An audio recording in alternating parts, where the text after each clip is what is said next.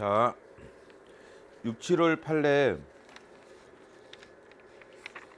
최신 판례 간략하게 강의를 하겠습니다. 시험 얼마 안 남은 상태에서 중요한 판례가 나와가지고 좀 지나가기 그래서 시간이 없으니까 지금 간략하게 정리해주면, 그 병역법에서 기존에 여러분들이 혼동하지 말아야 할 건, 일단 병역법 88조 처벌조항이죠. 처벌조항. 이거는 판례 변경이 안 됐어요. 그대로 합헌이다라는 거 기억하셔야 돼요. 이병 기피자, 이병을 정당한 이유 없이 기피한 자를 처벌하는 88조는 합헌이었고, 이번에 불합치가 나온 것은 88조가 아니라 병역법 5조에 가면은 병종의 종류가 쭉 나와요. 뭐 현역병이든 뭐 상근이든 이런 식으로 병역의 종류가 쭉 나오는데, 여기에 대체복무가 없었어요. 없었겠죠? 대체복무가 없었어. 여기에 이게 헌법 불합치가 나왔어요.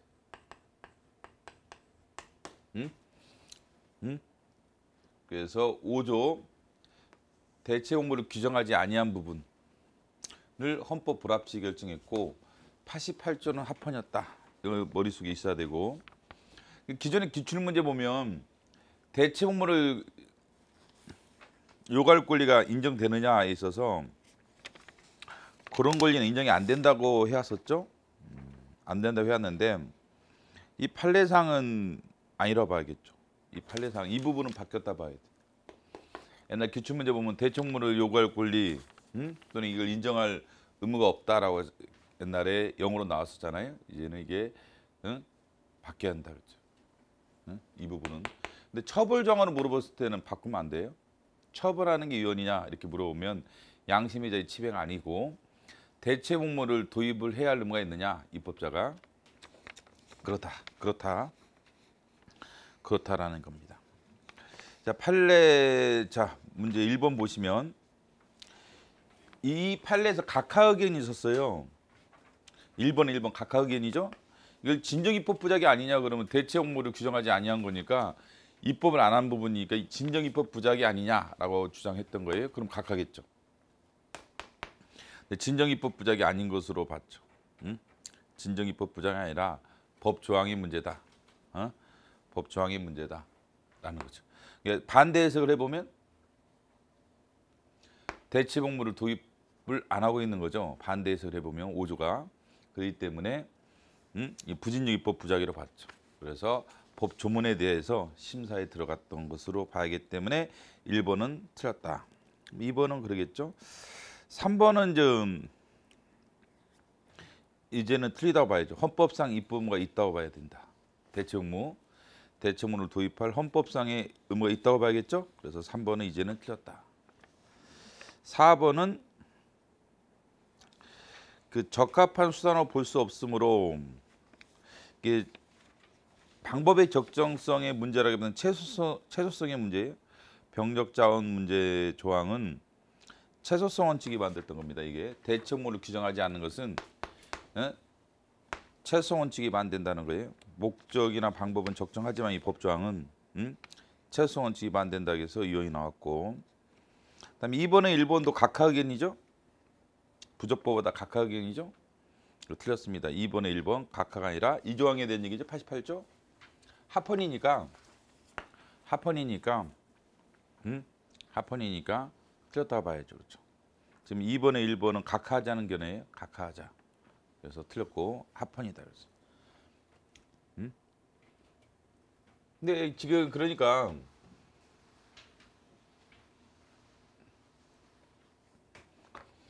병역 기피자를 처벌한다.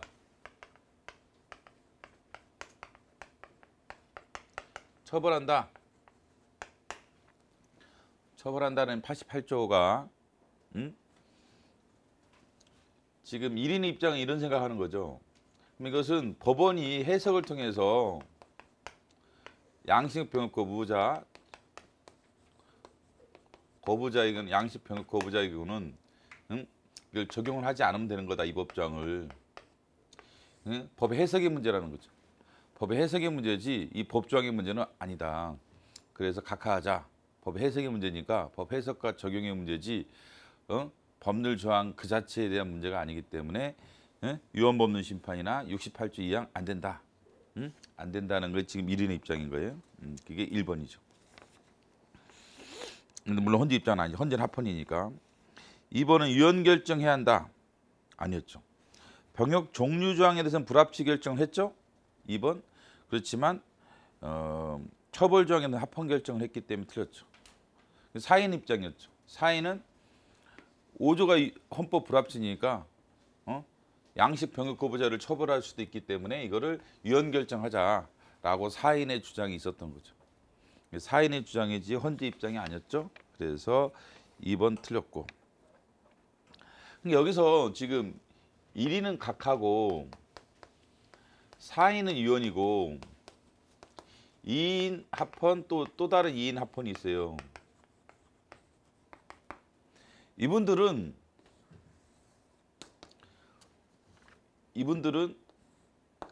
5조도 합헌이고 88조도 합헌이라는 분들이야. 5조도 합헌이고 88조도 합헌이다. 이분들은 5조는 헌법 불합치, 88조는 위헌 결정. 이 사이는. 근데 이분들은 특이한 게 병역 조항 5조는 헌법 불합치 찬성하는데 여기에 대해서는 합헌 결정을 하자는 거죠. 합헌 결정하자라는 거예요. 근데 이 사람들은 무슨 생각하고 있냐면 이분과 좀 틀려요. 이 사람들은 양식 병역법 인정하지 말자라는 주장이야. 5조도 합헌이고 88조도 합헌이라는 사람들은 양식 병역법 인정하지 말자 이런 입장이고 이인의 입장은 병역 조항은 헌법 불합치인데 왜 이건 합헌이냐 이걸 적용하지 말아야 한다는 거죠. 약간 이 각하 의견과 약간 유사해요. 본안에 들어갔지만 병역 기피자를 처벌한 이 조항은 양식 병역 거부자한테 적용이 안 된다는 거예요. 그렇기 때문에 합헌이다. 양식적 병역 거부자 처벌하지 말아야 한다는 것은 사실은 사인도 그런 거고 당연히 2인도 그래서 2인도 양식 병역 거부자 처벌하면 안 된다. 다만 이 조항은 그대로 두되 이것을 적용 과정에 있어서는 정당한 사유로 봐가지고 양식 병역 거부를 이것을 처벌하지 않으면 되기 때문에 나머지 자들은 이제 처벌하는 것은 정당화되죠. 그러니까 이제 양식적 병역 거부자, 행복주권관점의 병역 거부자, 이거는 이제 처벌하지 말고 이 사람들 그냥 하기 싫어서 군대 가기 싫어서 병역 거부한 놈들은 처벌하고 이게 지금 2인의 입장이죠. 이 사람들도 지금 양식 병역 거부자 처벌해서는 안 된다는 거예요. 내용적으로 따지면 6명이 양식 병역 거부자를 처벌하지 말자. 이 조항을 적용하지 말든지 위헌하자라는 거였어요. 취지상은. 근데 이제 뭐 결론적으로는 하여간 6인에 이르지 못하겠으니까 결론적으로는 처벌 조항은 합헌이 나온 건 맞아요. 그 때문에 우리는 여기에 따라 답을 해야겠죠. 그래서 88조는 합헌이다 이렇게 머리에 박아놓고 문제를 푸는 게 더 편해요. 그래서 2번은 틀렸겠죠. 처벌 조항 위헌 결정해야 한다. 틀렸죠. 합헌이니까. 그러니까 병역법 5조는 헌법 불합치, 88조는 합헌. 이게 머릿속에 박아놓고 문제 푸는 게 제일 편해. 막 입장 차이가 좀 많이 있기 때문에 괜히 생각하다가 더 헷갈려버려 시험장에서요. 그러니까 3번도 그러면 뭐 볼 게 별로 없잖아, 그치? 헌법 위반된다. 그래서 88조는 헌법 위반이 안 돼요. 88조는 헌법 위반이 안 된다. 88조는 헌법 위반이 안 된다. 강하게 생각하시고 그다음에 네 번째는 그죠? 이게 이제 헌재 입장으로 봐야 돼요. 5조는 양심의 자유를 침해하지만 88조는 침해가 아니다. 5조는 헌법 불합치니까 양심의 자유 침해, 88조는 침해가 아니다. 이렇게 이거 4번 머릿속에 딱 있어야겠죠. 그렇죠?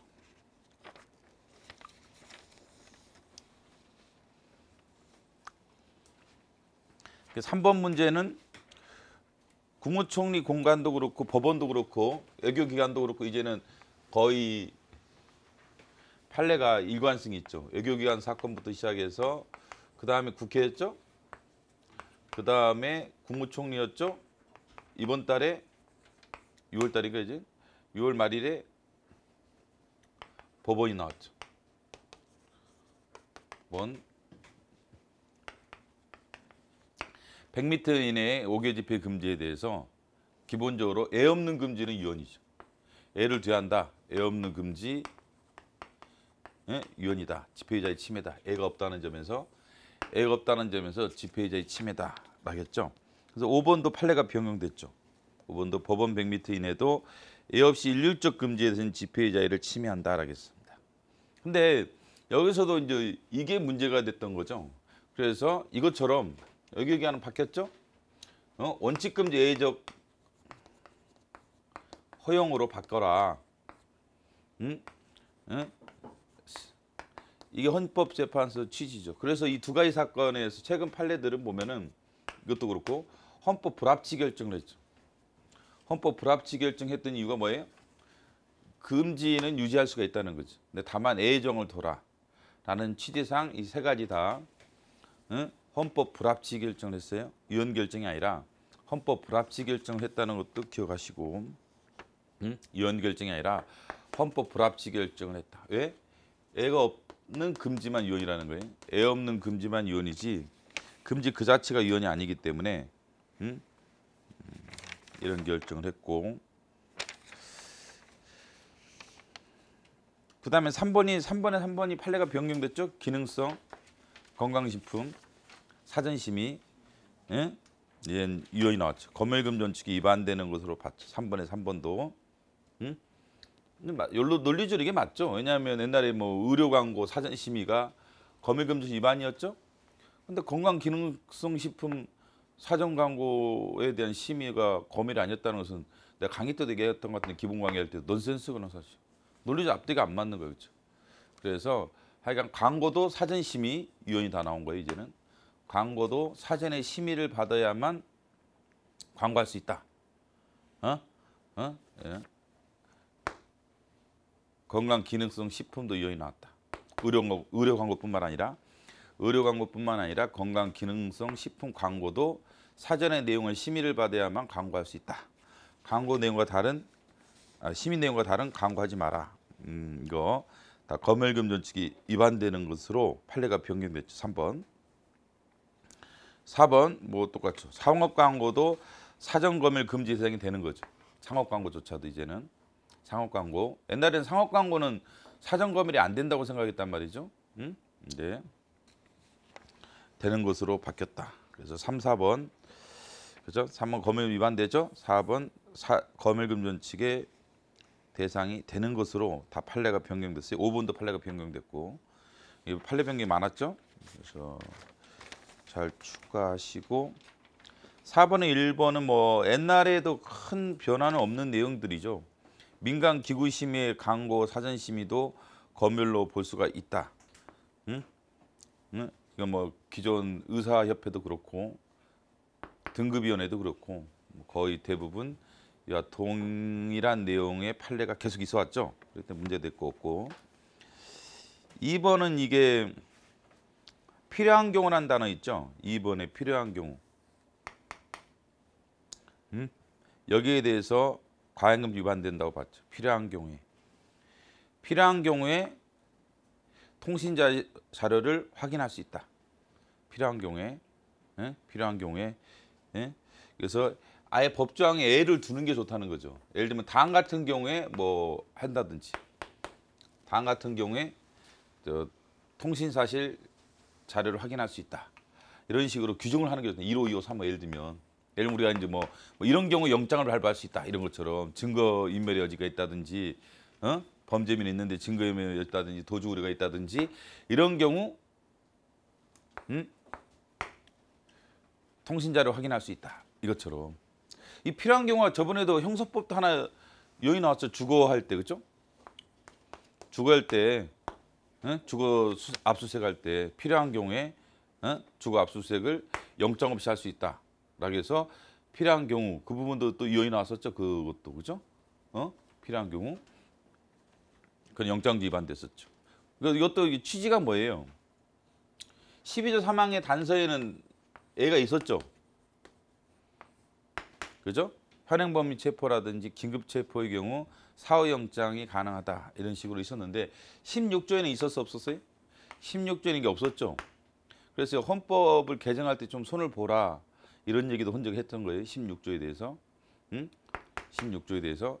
근데 법률 형사법에서 필요한 경우에 그냥 영장 없이 주거에 대한 압수수색이 가능하다. 이거 안 되고 필요한 경우는 말 쓰지 말고 애정을 정확히 써라 이거죠. 뭐 현행범을 체포한다든지 뭐 어떻게 하는지 구체적으로 규정을 해라라고 했는데 이것도 약간 그런 취지죠. 필요한 경우에 통신 사실을 확인할 수 있다. 이러지 말고 그 경우 어떤 경우인지를 법에서 명시로 표현하라는 거죠. 그래서 그러지 않았다는 면에서 지나치게 필요 이상으로 통신 사실을 확인할 수 있다는 면에서 이게 유언이 나왔어요. 우리나라가 저번에 2012년에 2015년 사이에 3년 사이에 대충 한 9천만 건을 통신 사실을 확인했어요. 경찰이나 검찰이 9천만 건 3년 만에 그죠. 어마어마하죠. 그죠. 얼마 다 뜯어보는 거죠. 오늘 어저께인가 신문에 나온 기무사가 옛날에 대통령 거 다 감청했다는 거 아니? 노무현 대통령 국방부 장관이랑 전화하는 것도 다 도청을 했다고 그러죠? 아니, 대통령이 전화하는 걸 도청을 하는데 이게 그러니까 이게 조지 오웰 1984년 그 소설이 정말 현실인 거예요. 아, 무섭더라고요. 우리가 그러면 어떻게 글을 올리겠어요, 그렇죠? 뭐 무슨 댓글 올렸다 그러면 댓글 싹 걔네들이 정리하고 있는 거야. 황당하게 무슨 댓글 올렸고 좋아요는 뭘 눌렀고 이런 거 다 해가지고 정치 성향부터 다 파악할 수 있는. 그것도 뿐만 아니라 법원 행정처도 그렇게 했다는 거 아니야? 법관들이든 국회의원들에 대해서 다 성향 조사를 다 리스트를 작성하고 있었다는 거 아니야? 참 문제죠. 그러니까 이게 필요한 경우 이렇게 하지 말고 좀 어떤 경우에 통신 사실을 확인할 수 있는지 구체적으로 규정을 하라는 거죠. 그래야 이게 남용이 억제될 수 있는 거지. 근데 다만 이게 영장주 위반은 아니었다는 거 조심을 하셔야 돼요. 이게 3번. 응? 그러니까 이게 요청 조항이 있어. 검사가 요청하는 거, 통신 사실 확인 요청, 검사나 수사기관이 요청하는 조항은 필요한 경우에 요청할 수 있다. 이렇게 필요한 경우. 이거는 이제 지금 요인이 나왔어요. 필요한 경우에. 근데 법원에 허가를 받아라. 이게 허가 조항이에요. 허가 조항. 그게 조항이 2개야. 지금 2번은 요청 조항이라고. 요청. 필요한 경우에 전기통신 사업자에게 SK나 KT에게 예를 들면 통신사실 확인자료 열람을 요청할 수 있다. 이 부분이죠. 필요한 경우에 요청할 수 있다. 이게 요인이 나온 거야. 이게 요청할 수 있다. 그 다음 조항인 법원의 허가를 받아서 이제 제출하도록 돼 있단 말이야. 예? 이거는 영장주의 문제인데 3번에 영장주 위배가 안 됩니다. 영장주 위배되지는 않는다. 왜? 법원 허가가 영장에 걸려. 영장은 누가 발부하는 거예요? 법원이죠. 법원의 허가를 받는 것은 영장주 정신에 오히려 부합된다. 이렇게 판단해서 요청조항은 지금 이원 불합치가 나왔고 3번 그 허가 조항, 법원의 허가를 받아야 통신 사실을 자료를 받을 수 있다. 하는 것은 영장주의 위배는 안 되는 거로 봤죠. 4번 영장주가 적용되느냐? 기지국 수사 그렇죠. 기지국 수사 강제 처분이다 보니까 일종의 뭐 압수수색에 들어가는 거 아니야? 그렇기 때문에 영장주의가 적용되는데 3번 위반 안 된다. 법원 허가를 받으면 위반이 안 되는 것으로 결론 내렸던 거예요. 그래서 구별하시기 바랍니다. 요청이 나왔는지 허가가 나왔는지 잘 보시고 필요한 경우 요청할 수 있다. 이거는 위헌 불합치. 그 다음에 허가를 받아라. 이거는 합헌이다. 잘 정리해 두시고 2018년 7월 17일 날 국회법이 개정됐어요. 그 개정된 날 바로 공포됐고 공포된 날 바로 시행됐어.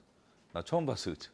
법이 본회의에서 의결돼서 대통령이 바로 그날 공포하고 그다음에 그날 바로 시행되는 법은 내가 경험상은 처음이야. 옛날에도 있었을 수도 있겠지만 이거 내가 알기로는 처음. 예? 그래서 내용이 뭐였느냐? 위원회 16개에서 17개로 하나 더 늘렸죠. 그래서 단순하게 생각하면 교육문화체육관광위원회를 2가지 위원회에 나눈 거죠. 근데 수험학자도 더 중요한 건 2번이죠. 오히려 그렇죠. 윤리특별위원회가 그동안 상설이었죠. 그렇죠? 윤리특별위원회, 그다음에 예산결산특별위원회 두 가지가 상설이었죠. 상설이었는데 비상설로 바뀌었어. 그래서 본회의결이 있으면 설치되는 걸로 돼 있어요. 본회의결이 있으면 설치되는 특별위원회로 이번에 바뀌었다. 그다음에 위원수 10원 이런 거 다 삭제했어요. 위원 임기 2년 다 이런 거 삭제했고 그러면 이거는 뭐 본회의가 의결을 할 때 결정한다고 봐야겠죠. 옛날 위원장 본회의에서 선거했었죠? 그것도 삭제했다. 그렇죠? 그럼 이거 호손이라고 봐야 돼. 호손. 특별위원장 원칙은 뭐예요? 특별위원 원칙은 호손이죠. 그러다 보니까 호손이죠. 그럼 애결위만 지금 좀 특수하게 남아 있는 거예요. 특별위원회 중 상설화된 위원회는 뭐밖에 없어요? 애결위. 위원장을 본회의 선출하는 것도 애결위. 특별위원회. 상임위원회는 뭐 다 이제 본회의 선출하는 거니까 처음부터 특별위원회를 생각하면은 특별위원회에서는 애결위만 남았다 그랬죠. 뭐만? 애결위만. 뭐로? 본회의 선출하고 상설화된 특별위원회로. 나머지는 이제 특별위원회 비상설이죠. 나머지는 특별위원회 다 비상설이에요. 특별위원회 비상설이고. 하여간 뭐 최근 개정된 거 잘 반영해서 마지막 정리 잘 하시면 되겠습니다. 예, 수고하셨습니다. 고맙습니다.